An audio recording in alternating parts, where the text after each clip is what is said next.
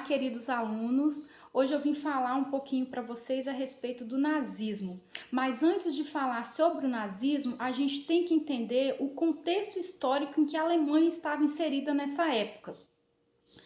Após a Primeira Guerra Mundial, a Alemanha foi obrigada a assinar o Tratado de Versalhes, onde ficou decidido que ela ia perder suas colônias e grande parte dos seus territórios conquistados.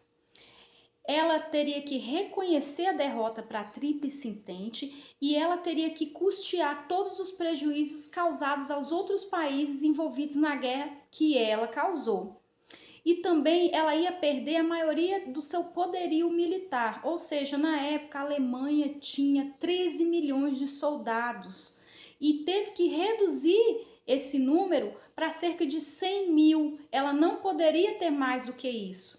Ou seja, a Alemanha, após a Primeira Guerra Mundial, ela saiu humilhada, ela saiu quebrada economicamente e muito desgastada, o que acabou gerando insatisfação, a questão da miséria no país aumentou muito, a questão do desemprego, e eles não conseguiam fortalecer o seu poder político, porque vários partidos na Alemanha nessa época, eles tinham ideologias diferentes, ou seja, era muito fragmentada essa questão.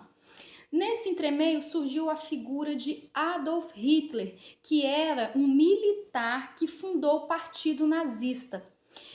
Esse partido nazista, ele foi uma expressão do fascismo na Itália, de Benito Mussolini.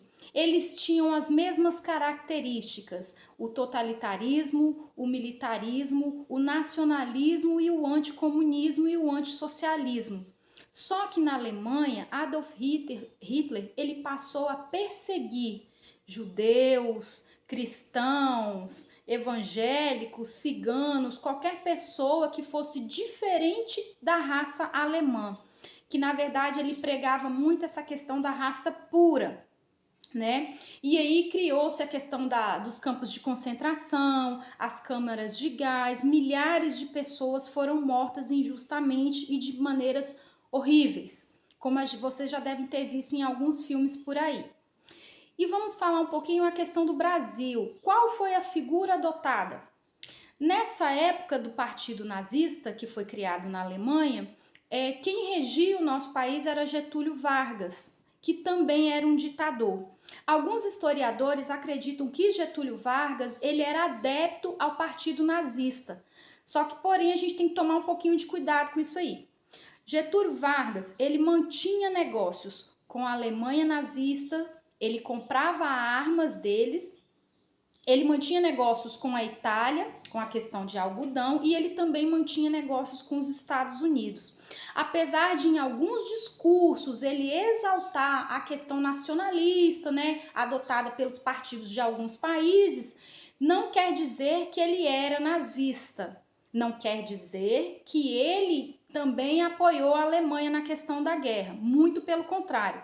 Como Getúlio Vargas não era bobo, a postura que o Brasil adotou diante da Segunda Guerra e diante dessa questão do nazismo foi a neutralidade, tá? Apesar de ter muitas características no sistema de governo ditatorial de Getúlio Vargas, apesar de ser ditador, totalitarista, ser anti-comunismo, exaltar o espírito de nacionalidade do país, ele não era nazista e dentro do seu governo ele também apoiava a questão do governo capitalista, ou seja, do governo americano.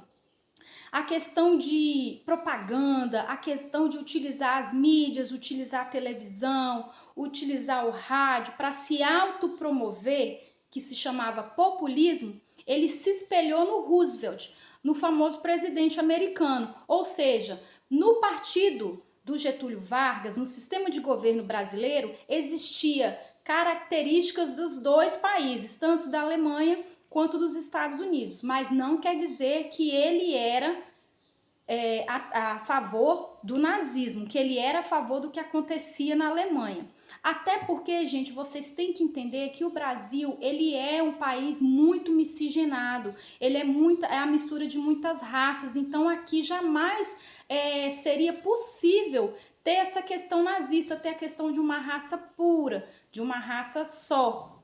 Então aqui, essa ideologia, ela não pegou muito não. Os brasileiros, eles não aceitaram justamente por causa dessa questão da miscigenação, ok? Eu espero que vocês tenham entendido um pouquinho e até a próxima aula. Beijo!